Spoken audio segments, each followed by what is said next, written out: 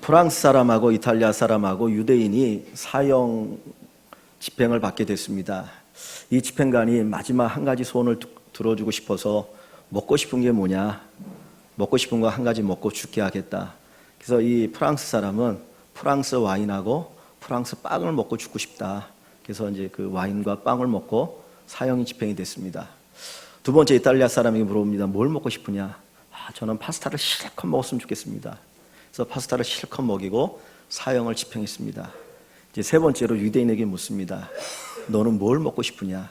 그랬더니 유대인이 하는 말이 저는 큰 접시에 딸기를 가득 채워서 그 실컷 먹고 싶습니다. 그러자 갑자기 집행관이 하는 이야기가 지금이 어느 때인데 딸기를 구할 수 있느냐? 그러자 이 유대인이 하는 이야기가 그러면 딸기가 날 때까지 기다리겠습니다. 뭔 얘기인지 아시죠? 유대인들은 참 특별한 민족입니다. 히틀러에 의해서 60만 명이 학살되었고, 그리고 유럽에서 유대인들이 많이 핍박을 받고 학살을 당하기도 했습니다. 왜냐하면 예수 죽인 민족이라고. 그런 핍박 가운데 살았음에도 불구하고 노벨 수상자의 3분의 1이 유대인이고 세계 정치, 경제, 사회를 이끌어가는 지도자 상당수가 유대인입니다. 1999년도에 그 미국의 변호사 가운데 약 20%가 유대인이라고 그래요. 그 유대인 숫자가 얼마 안 되는데 그만큼 뛰어난 민족이 유대인입니다.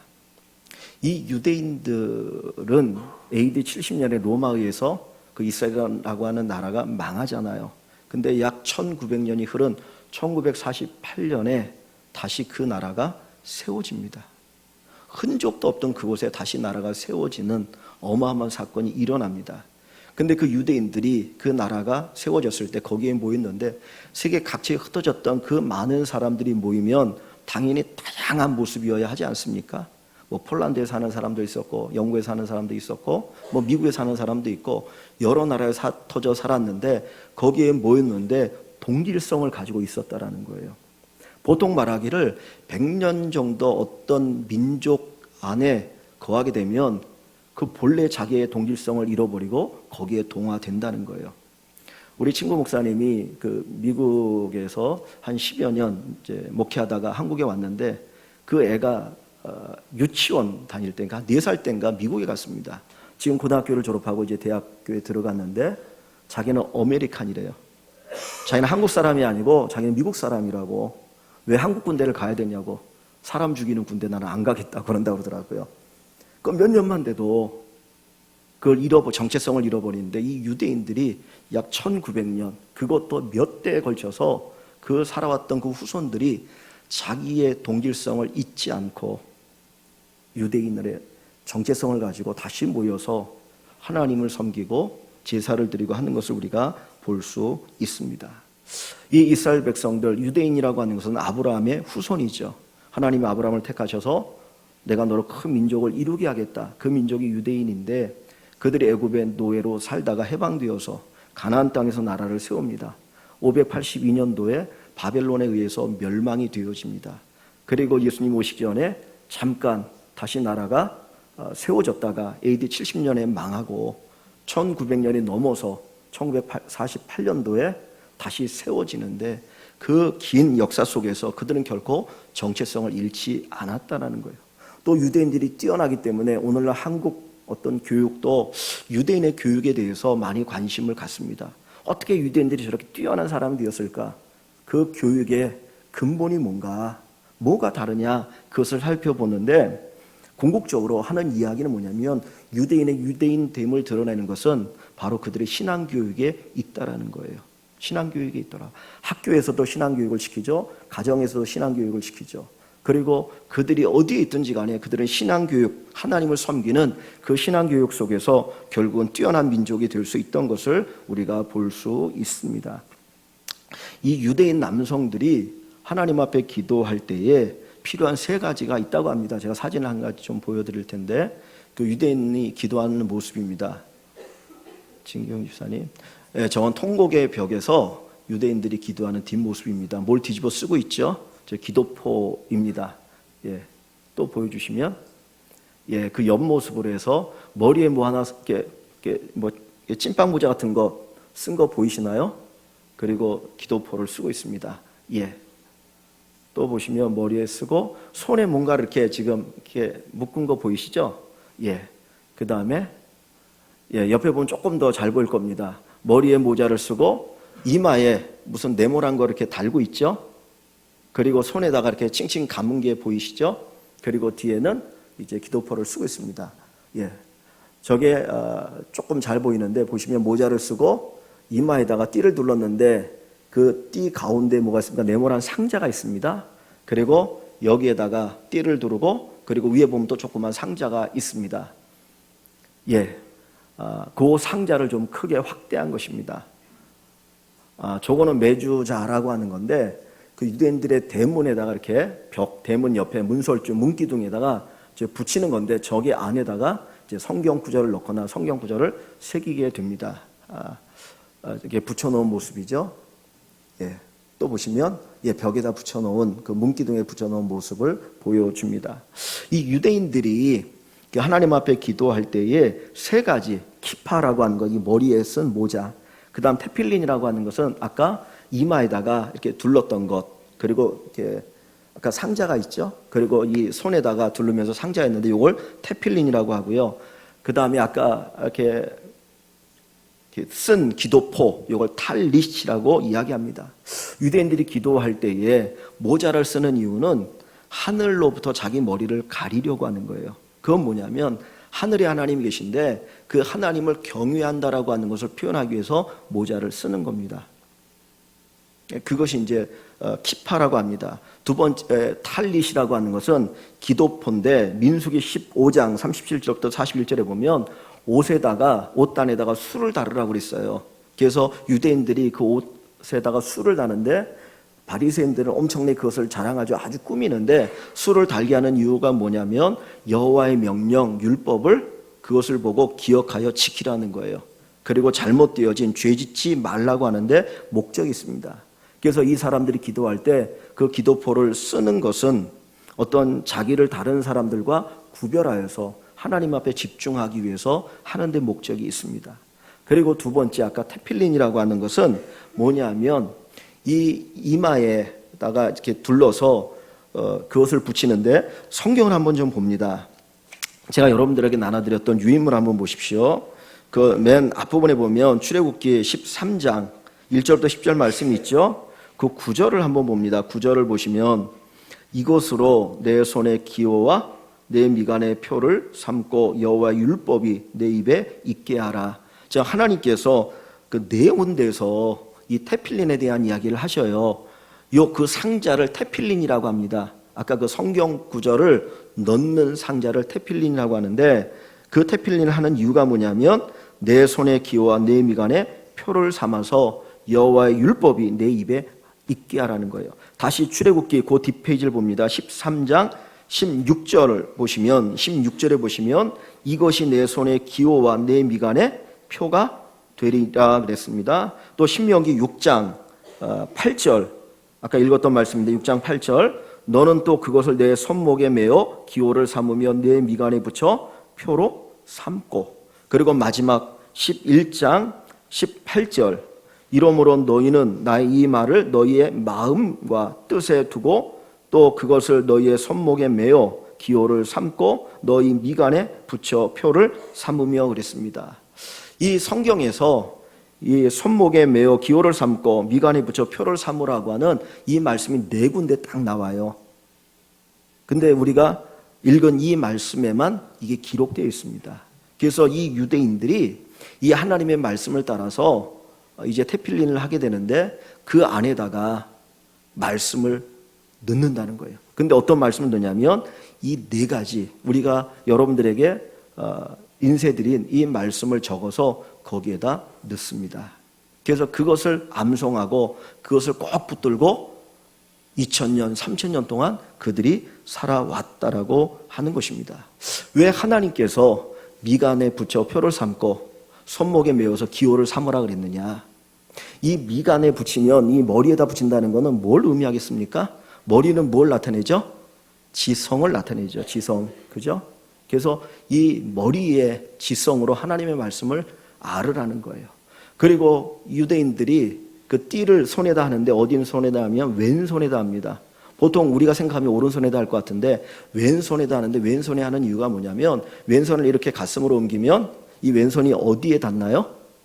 가슴에 닿는데 뭐에 닿죠? 심장에 닿아요. 심장은 뭐를 상징합니까? 마음을 상징하죠.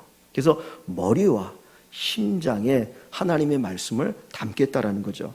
그래서 여기 한번 보십시오. 신명기 11장 18절 마지막에 읽었던 그 말씀을 보시면 이러므로 너희는 나의 이 말을 너희의 마음과 뜻에 두고 그랬어요. 마음은 아까 뭐하고 연결되어진다고요?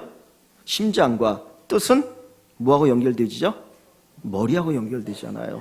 그래서 그들이 손목에 메어서 기호를 삼고 미간에 붙여 표를 삼으면서 하나님의 말씀을 지적으로 알아가고 그 다음에 가슴에 그 말씀을 담고 살아가게 되는 겁니다.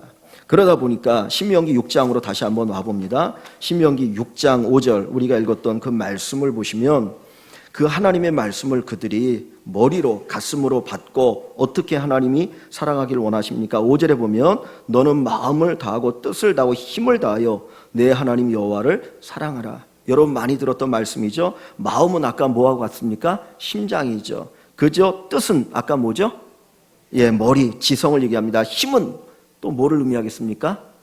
의지를 의지하지 않을까요? 우리의 몸, 육체. 그러면 하나님께서 우리랑 온전히 하나님을 사랑하되 목과 무엇을 다 합쳐서 지성과 감성과 의지를 합쳐서 하나님을 사랑하고 하나님을 섬기기를 원하시는 거예요. 그러니까 이 이스라엘 백성들이 그 오랜 기간 동안 이 테필린을 하는 가운데 그들은 하나님의 말씀을 담고 살았다는 겁니다. 그런데 성경에 많은 구절이 있잖아요. 주님께서 모세오경을 통해서 말씀하신 수많은 말씀 가운데 왜 이 미간에 메어서 표를 삼고 손목에 메어서 기호를 삼으라고 하는 이 말씀을 왜 여기에다가 기록하셨을까? 다른 곳에도 기록할 수 있는데 특별히 이 네 군데의 구절 가운데 이 말씀을 기록했거든요. 그것은 아마 이 이스라엘 백성들로 하여금 평생 이 네 가지 중요한 말씀은 잊지 말아라 하는 것을 강조하시기 위함일 것이다 라고 하는 겁니다. 그러면 이 네 가지의 말씀이 뭐냐는 거예요. 아까 그 테필린의 상자에는 네 개의 방이 있어요. 작은. 그러면 이 조그만 이 종이에 양피지에 성경 구절을 기록해서 하나씩 거기에다 담아 놓는데 첫 번째가 출애굽기 13장 1절부터 10절 말씀이고 두 번째 방이 13장 11절부터 16절 말씀이고 세 번째 방이 신명기 6장 4절부터 9절 말씀이고 네 번째 방이 신명기 11장 10절부터 20절의 말씀이거든요. 그러면 주님께서 그 네 가지의 말씀을 이스라엘 백성들의 마음에 새기고 그 다음에 머리에 새기기를 원하시고 그 말씀대로 살아가기를 원하시는데 그 말씀의 의미가 뭐냐는 거예요. 오늘 우리들도 마찬가지로 이 말씀이 여러분의 가슴에 새겨지기를 원합니다. 정말 그 말씀 붙들고 살아가는 귀한 인생이 되기를 원합니다. 다윗이 하나님의 말씀을 사랑하잖아요. 꿀송이보다 달더라. 하나님의 말씀은 살아있고 운동력이 있다 그랬어요. 자외 날쌘 것보다 더 예리하여서 우리의 혼과 영과 골수를 찔러 쪼개기에 넉넉합니다. 우리 인생을 바꿀 수 있는 힘이 있습니다. 이 말씀 우리가 붙들고 살아가면 유대인뿐만 아니라 저와 여러분들이나 우리 한국교회가 우리 모든 성도들이 하나님의 놀라운 역사를 새롭게 체험하실 줄 믿습니다. 오늘 하나님께서 이 테필린에 넣으시라고 말씀하셨던 네 가지의 말씀이 무엇인가를 한번 생각해 보길 원합니다. 먼저 여러분 출애굽기 13장 1절부터 10절 말씀을 한번 같이 읽어봅니다. 출애굽기 13장 1절부터 10절 말씀은 좀 빠르게 같이 쭉 읽습니다. 여호와께서 모세에게 일러 이르시되 이스라엘 자손 중에서 사람이나 짐승을 막론하고 태에서 처음 난 모든 것은 다 거룩히 구별하여 내게 돌리라. 이는 내 것이니라 하시니라. 모세가 백성이 이르되 너희는 애굽 종 되었던 집에서 나온 그 날을 기념하여 유교병을 먹지 말라. 여호와께서 그 손의 권능으로 너희를 그 손에서 인도해 내셨음이니라. 아비벌 이날에 너희가 나왔으니 여호와께서 너를 인도하여 가나안 사람과 헷 사람과 아모리 사람과 히윗 사람과 여보수 사람의 땅 곧 내게 주시려고 내 조상들에게 맹세하신 바 젖과 꿀이 흐르는 땅에 이르게 하시거든 너는 이 달에 이 예식을 지켜 이래 동안 무교병을 먹고 일곱째 날에는 여호와께 절기를 지키라. 이래 동안에는 무교병을 먹고 유교병을 내게 보이지 아니하게 하며 내 땅에서 누룩을 내게 보이지 아니하게 하라. 너는 그 날에 내 아들에게 보여 이르기를 이 예식은 내가 애굽에서 나올 때 여호와께서 나를 위하여 행하신 일로 말미암음이라 하고 이것으로 내 손에 기호와 내 미간의 표로 삼고 여호와의 율법이 내 입에 있게 하라. 이는 여호와께서 강하신 손으로 너를 애굽에서 인도하여 내셨음이니 해마다 절기가 되면 이 규례를 지킬지니라. 아멘. 자, 여기 말씀은 유월절에 관한 이야기예요. 유월절을 지키라는 거예요. 유월절은 뭐냐면 이스라엘 백성들이 애굽에서 해방되어진 것을 기념하여 지키는 절기입니다. 우리가 애굽에서 종살이 했는데 자식을 낳아도 마음대로 낳을 수 없고 아들을 낳으면 다 나일강에 빠뜨려 죽여야 됐던 그런 암울한 그 바로의 종으로 살았는데 하나님 우리를 구원해 주셨다. 그것에 대한 감사의 고백을 표현하는 그 절기가 유월절입니다. 그래서 여기 8절 끝부분에 보면 여호와께서 나를 위하여 행하신 일로 말미암음이라. 하나님이 나를 어떻게 구원하셨는지를 되새기는 날, 그게 유월절인데 그것을 기억하라는 거예요. 이 말씀은 어떤 말씀이냐면 구원에 관한 이야기입니다. 구원에 관한 이야기. 오늘 우리 마음에 담아야 될 첫 번째 말씀 뭐냐면 구원의 말씀이에요. 이스라엘 백성들이 애굽에서 종살이할 때 하나님이 그들을 구원해 주신 것처럼 저와 여러분들이 죄의 노예가 되어서 죄의 종이 되어서 죄 가운데 살다가 영원한 멸망 가운데 빠질 수밖에 없는데 하나님이 우리를 구원하여 주신 것을 기억하라는 거예요. 우리가 예수 믿는다고 하는 것은 죄로부터 구원받음을 이야기합니다. 죄가 얼마나 무서운지 얼마나 비참한지 지금은 잘 모를 수 있어요. 그러나 죽음 이후에 지옥에 가보면 죄가 이렇게 무서운 거구나. 구원이 얼마나 좋은 건지 지금 잘 모를 수 있어요. 그러나 천국에 가보면 구원이 얼마나 좋은 것인지를 알 수 있다는 거죠. 근데 하나님께서는 내가 너희를 구원했다. 내가 너희를 구원했다. 그것을 잊지 말고 기억하라고 말씀합니다. 로마서 3장에 의인은 없나니 하나도 없으며 그랬어요. 의인은 없나니 하나도 없으며 모두가 다 죄 아래 있습니다. 그런데 그 죄인된 우리를 예수 그리스도의 보혈로 구원해 주셨습니다. 애굽의 종살이하던 이스라엘 백성들이 해방되기 위해서 하나님이 장자를 죽이시는데 그 장자를 죽이는 재앙을 벗어나기 위해서 어떻게 해야 됐습니까? 어린 양을 잡아서 문설주에 문에다가 바르는 거예요. 그러면 하나님의 천사가 그것을 보고 이 집은 하나님 믿는 집이구나. 그리고 넘어갔습니다. 마찬가지로 예수 그리스도가 우리의 죄를 위해 피를 흘렸고 그것을 믿는 사람, 예수의 피가 우리 안에 있는 사람들에게는 그 죄의 진노가 없다라는 거예요. 하나님의 구원의 은총을 누리게 되어집니다. 그래서 예수 이름 외에 결코 구원 얻을 만한 이름을 주신 일이 없다 그랬어요. 여러분의 마음속에 예수 그리스도를 모시고 살아가는 분들은 하나님의 구원을 마음껏 누리며 살아가게 되어질 줄 믿습니다. 고린도전서 16장 마지막에 가보면 이런 이야기를 합니다. 바울 사도가 너희가 믿음 안에 있는가 확증하라. 너희가 믿음 안에 있는가 확증하라. 다시 말하면 너희가 구원받았는가를 확인해 보라는 거예요. 정말 내가 구원받은 사람인가? 내가 예수 믿고 구원받은 사람인가? 영접하는 자 곧 그 이름을 믿는 자들에게는 하나님의 자녀가 되는 권세를 주셨으니 내가 예수를 믿고 예수님을 내 구주로 모시고 살아가고 있는가 확인해봐라. 그렇지 않으면 버리운 자니라.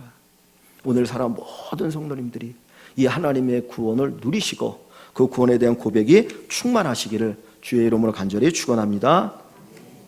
두 번째로 태필린 상자 안에 있는 말씀은 출애굽기 13장 11절에서 16절의 말씀입니다. 우리 한번 같이 봅니다. 13장 11절부터 16절. 여호와께서 너와 내 조상에게 맹세하신 대로 너를 가나안 사람의 땅에 인도하시고 그 땅을 내게 주시거든 너는 태에서 처음 난 모든 것과 내게 있는 가축의 태에서 처음 난 것을 다 구별하여 여호와께 돌리라. 수컷은 여호와의 것이니라. 낙의 첫 새끼는 다 어린 양으로 대속할 것이요 그렇게 하지 아니하려면 그 목을 꺾을 것이며 내 아들 중 처음 난 모든 자는 대속할지니라.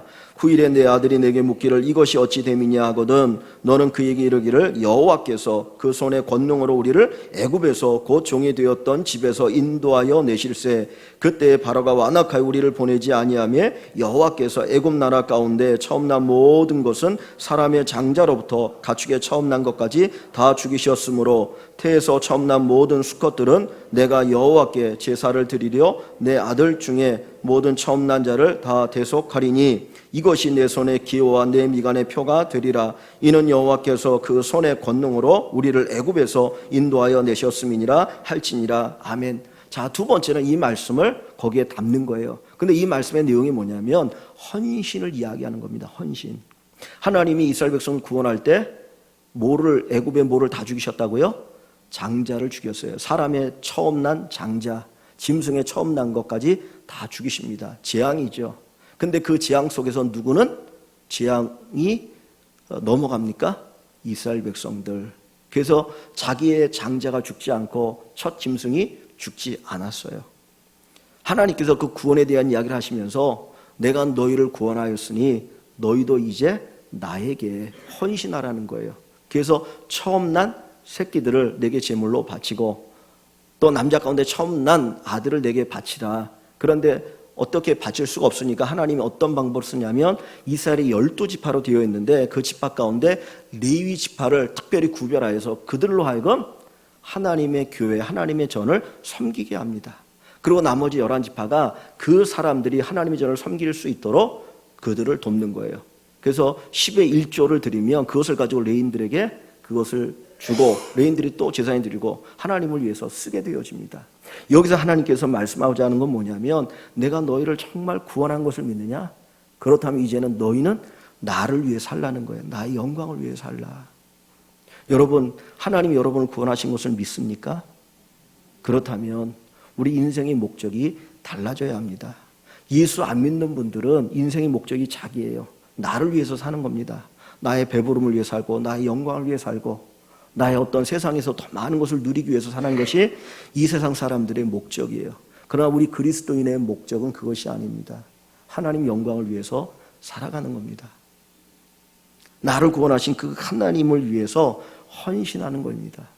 우리가 구원을 얻기 위해서 헌신함이 아니라 하나님이 나를 구원해 주셨기 때문에 아들 예수 그리스도를 나를 위해서 보내주셨고 십자가 못 박혀 죽였기 때문에 그 은혜와 그 사랑이 너무나 크니까 그분을 위해서 헌신하며 사는 것이 그리스도인의 헌신입니다. 로마서 12장 1절과 2절 말씀에 보면 이렇게 얘기합니다. 너희 몸을 하나님이 기뻐하시는 거룩한 산 제물로 드리라. 우리의 삶이 하나님 앞에 드려지기를 원하는 거예요. 정말 여러분의 삶이 하나님 앞에 드려지기를 원합니다. 마음을 들이십시오. 뜻을 다하고 정성을 다해서 하나님을 사랑하는 귀한 성도님들 되시기를 주의 이름으로 간절히 축원합니다. 세 번째, 이 테필린 속에 담겨있는 세 번째 말씀은 신명기 6장 4절에서 9절의 말씀입니다. 신명기 6장 4절부터 9절 말씀을 같이 봅니다. 이스라엘아 들으라. 우리 하나님 여호와는 오직 유일한 여호와이시니 너는 마음을 다하고 뜻을 다하고 힘을 다하여 내 하나님 여호와를 사랑하라. 오늘 내가 내게 명하신 이 말씀을 너는 마음에 새기고 내 자녀에게 부지런히 가르치며 집에 앉아 있을 때든지 길을 갈 때든지 누워 있을 때든지 일어날 때든지 말씀을 강론할 것이며 너는 또 그것을 내 손목에 메어 기호를 삼으며 내 미간에 붙여 표를 삼고 또 내 집 문설주와 바깥문에 기록할지니라. 아멘. 자, 5절 말씀에 보면 너는 마음을 다하고 뜻을 다하고 힘을 다하여 내 하나님을 사랑하라 그랬어요. 전 인격을 다해서 하나님을 사랑하는 거죠. 근데 전 인격을 다해서 하나님을 사랑하는 방법이 어떤 모습입니까? 6절에 오늘 내가 내게 명하신 이 말씀을 너는 마음에 새기고, 지금 너는 누구냐면 부모를 이야기합니다. 부모가 먼저 하나님의 말씀을 마음에 새기라는 거예요. 그리고 7절에 내 자녀에게 부지런히 가르치라 했어요. 이 세 번째 말씀은 신앙교육에 관한 말씀입니다. 신앙교육. 이스라엘 백성들에게 세 번째로 하나님이 주시는 말씀은 너희는 반드시 너희 자녀를 말씀으로 양육해라는 거예요. 우리가 사사기를 너무나 잘 알고 있습니다. 이스라엘 백성들이 가나안 땅에 들어갔습니다. 여호수아 때 가나안을 정복하죠. 근데 여호수아가 죽고 장로들이 죽고 그 시대가 죽고 난 다음에 그 다음 세대는 여호와를 알더라 모르더라? 여호와를 모르더라. 그래서 우상 숭배에 빠집니다. 그러다 보니까 계속해서 그 나라가 침략을 당하고 약탈을 당하게 되어집니다. 부르짖게 되어지는 거예요. 오늘 하나님께서 우리에게 말씀하시는 것은 너 혼자 예수 믿는 거 끝나지 말라는 거예요. 네 자녀를 말씀으로 양육하라 그랬습니다. 말라기서에 보면 하나님께서 결혼의 제도를 이야기하셔요. 근데 결혼을 하나님 세우신 이유는 경건한 자손을 얻기 위함이라는 거예요. 우리가 1년에 2번 세례식을 할 때 유아 세례를 베풀죠. 그 갓난아이들 신앙 고백할 수도 없고 말도 하지 못하는 그 아이들에게 세례를 베푸는 궁극적인 목적이 뭡니까? 하나님이 이 아이를 선택했다는 거예요. 그걸 믿는 거예요. 두 번째는 부모가 이 아이를 말씀으로 양육하겠다라고 하는 그 고백을 거기에서 드리는 거예요. 우리 한국교회가 정말 선교의 열심입니다. 2만 명이 넘는 선교사님들이 세계 각처에 나가서 복음을 전하고 있어요. 근데 뭔가 약간 기형적인 게 뭐냐면 선교에 대한 열정은 있는데 한편으로 다음 세대 교육에 대해서는 뭔가 좀 등한히 하는 게 아닌가 생각이 듭니다. 벌써 한 몇십 년 됐죠. 한 30년 된 것 같은데 제가 청년 때 어느 교회에서 예배를 드린 적이 한 번 있었습니다. 그 교회는 뭐 지금 역사가 100년이 넘는 교회인데 큰 대형 교회입니다. 가서 저 뒷자리에 예배를 드리는데 딱 앞을 보니까 머리가 다 허예요. 검은 머리가 별로 없어. 흰머리. 그런데 목사님 설교하는데 무한하신 하나님, 유한하신 인간으로 이 땅에 오셔서 막 설교하는데 잘 모르겠더라고. 말씀드리고 싶은 게 뭐냐면 나는 예수 잘 믿어요. 우리 한국교회가 얼마나 예수 믿는데 열정입니까? 정말 과거에 우리 믿음의 선배들은 교회를 짓는다고 하면 손가락 금 반지 다 빼서 헌금해서 예배당을 지었어요. 아마 우리 권사님들 간에 아시는 분이 있을 겁니다. 그런데 점점점 신앙의 강도가 약해지잖아요. 우리 자식들이 예수 믿는 것 안 믿어도 그냥 넘어갈 때가 많아요. 공부 잘하고 세상에서 인정받으면 마치 그것이 최고인 줄 안다는 거예요. 근데 유대인들은 그러지 않았습니다. 하나님께서 신앙으로 가르치라는 거예요. 내가 권사냐, 내가 집사냐, 내가 장로냐 중요한 게 아니고요. 내 다음에 내 자녀들이 어떤 믿음을 가지고 있느냐가 더 중요하다는 겁니다. 하나님 앞에 언젠가 우리가 설 텐데 하나님께서 야 내가 너에게 자녀 주지 않았냐? 너 그 아이들 신앙으로 제대로 가르쳤냐고 물은다면 우리가 뭐라고 얘기할 수 있겠습니까? 이스라엘 백성들에게 하나님이 원하신 세 번째 말씀은 신앙 교육입니다. 우리 교회가 신앙 교육을 잘하는 교회가 되었으면 좋겠습니다. 한국 교회를 볼 때마다 가슴이 아픕니다. 얼마 전에 우리 유지원 집사님이 언젠가 우리 뭐 주일학교 뭐 발표할 때 뭐 그런 얘기도 했는데 정말 교회가 주일학교 점점점 줄어가요. 뭐 사회 구조가 열악해지다 보니까 그럴 수 있지만은 어떻든지 간에 믿는 부모님들이 우리 자녀들이 믿음 생활할 수 있도록 위해서 기도해야 되고요. 다른 것 아니라 그것 놓고 부르짖어 기도해야 됩니다. 하나님 내 자식 돌아가게 해주십시오. 내 자식 돌아가게 해주십시오. 여러분 그런 얘기 들은 적 있지 않습니까? 어떤 부모가 자녀가 망난이에요. 진짜 신앙생활하고 망난인데 이 부모가 그 아이를 위해서 간절히 기도를 하시는 분인데 어느 날 새벽에 잠자는 그 아이 놓고 술 먹고 들어온 그 아들 놓고 기도하다 너무나 안타까우니까 눈물이 툭툭 떨어지는 거라. 근데 그 눈물이 그 아들의 이 얼굴에 떨어지는 거야. 자다가 뭔가 뜨거운 물이 툭툭 떨어지니까 이게 뭔가 하고 다 이렇게 얼핏 이렇게 봤는데 어머니가 자기를 눈물 흘려 기도하는 거라. 그 눈물의 기도를 그가 거기서 보고 회개하면서 돌아왔다고 하는 간증이 있습니다. 정말 오늘 이 한국교회가 회복되어야 할 중요한 것 가운데 하나가 신앙교육입니다. 우리 일광의 모든 식구들의 가정마다 정말 다 예수 믿는 가정 되시고 또 자녀들 주의 말씀을 잘 양육하는 축복된 가정 되시기를 주의 이름으로 간절히 축원합니다. 네 번째 이 테필린 안에 있는 말씀은 신명기 11장 13절부터 21절의 말씀입니다.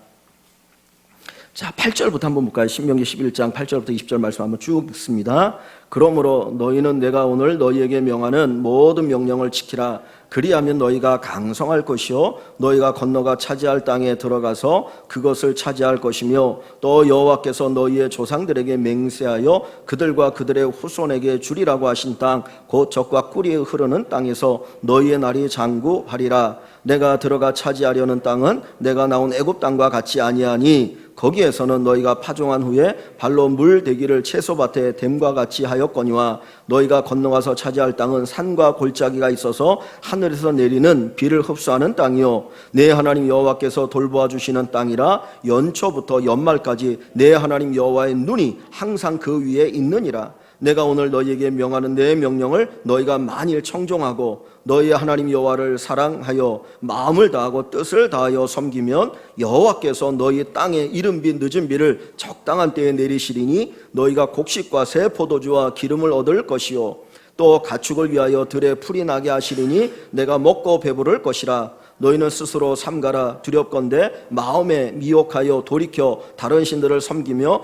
그것에 절함으로 여호와께서 너희에게 진노하사 하늘을 닫아 비를 내리지 아니하여 땅이 소산을 내지 않게 하심으로 너희가 여호와께서 주신 아름다운 땅에서 속히 멸망할까 하노라. 이러므로 너희는 나의 이 말을 너희 마음에 과 뜻에 두고 또 이것을 너희의 손목에 메어 기호를 삼고 너희 미간에 붙여 표를 삼으며 또 그것을 너희의 자녀에게 가르치며 집에 앉아 있을 때에든지 길을 갈 때에든지 누워 있을 때에든지 일어날 때에든지 이 말씀을 강론하고 또 내 집 문설주와 바깥문에 기록하라. 아멘. 자, 이 신명기 11장의 말씀은 무슨 말씀 같습니까? 뭐에 대한 말씀이에요? 축복의 말씀이에요. 축복의 말씀.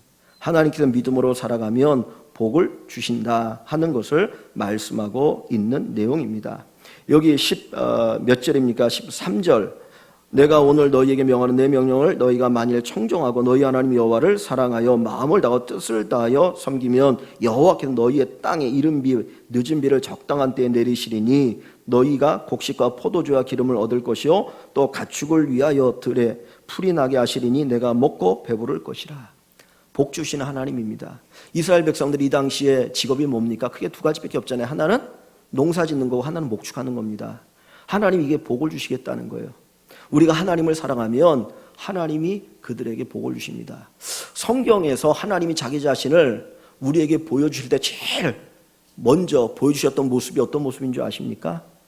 하나님이 아담을 창조하시고 제일 먼저 그에게 행하셨던 일이 뭐죠?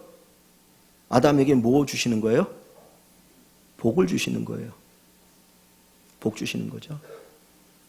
6일 동안 세상을 창조하시고 제7일 날 안식일인데 안식일에 하나님이 뭐를 주셔요? 복을 주셔요. 그러니까 하나님은 복 주시는 하나님입니다. 아브라함이 하나님을 처음 만났는데 그때 만난 하나님이 어떤 하나님이십니까? 창세기 12장 1절 3절에 보면 어떤 하나님이죠? 복 주시는 하나님이에요. 내가 너에게 복을 주어 내 이름이 창대케 되고 큰 민족을 이루게 하리라. 복 주시는 하나님이에요.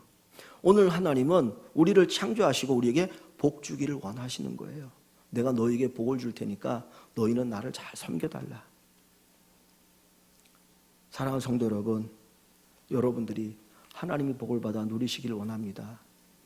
하나님 복 주시는 하나님이셔요. 우리가 아무리 애를 써도 하늘을 닫으면 우리의 수고가 헛될 수밖에 없습니다. 그래서 시편 127편에 보면 여호와 하나님이 함께하지 않으면 집을 짓는 자의 수고가 헛되고 하나님이 함께하지 않으면 파수꾼의 경성함이 허사로다 그랬습니다.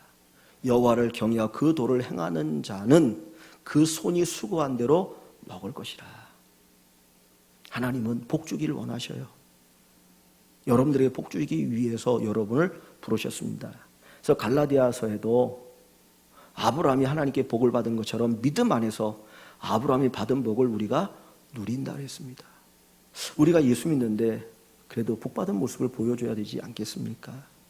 지난번에 우리 아이들이 태국, 캄보디아, 그 다음에 싱가포르 비전트리 갔다 왔잖아요. 그 아이들의 입에서 뭘 얘기합니까? 예수 믿는 나라와 믿지 않는 나라의 모습을 이야기하잖아요. 예수 믿지 않는 사람들, 불교가 들어온 사람은 숙명론이잖아요. 숙명론. 그들은 그죠? 철저하게. 그러니까 열심으로 살지 않아요. 그러나 예수를 믿는 믿음의 사람들은 열심히 생활합니다. 왜? 이 모든 세상에 하나님이 우리에게 주신 터전이기 때문에 그러다 보니까 복을 받는 거예요. 우리가 교회 안에서만 그리스도인이 아니라 세상 속의 그리스도인으로 하나님의 축복을 마음껏 누리며 살아가실 수 있기를 소원합니다. 이 테필린 속에는 4가지의 성경 구절이 들어있다 했습니다.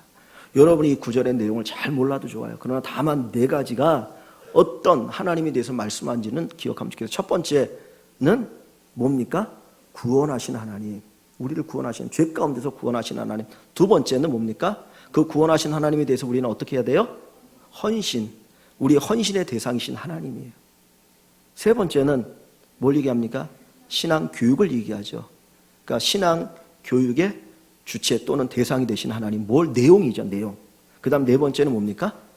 복 주신 하나님. 우리 인생에 복을 주신 하나님. 그래서 구원하신 하나님, 헌신의 대상이신 하나님, 신앙의 내용이신 하나님, 복을 주신 하나님, 이 하나님에 대한 분명한 믿음을 가지고 살아가셔서 여러분들 신앙이 더욱더 깊어지시고 하나님의 풍성히 체험하시는 귀한 은혜가 있기를 주의 이름으로 간절히 축원합니다.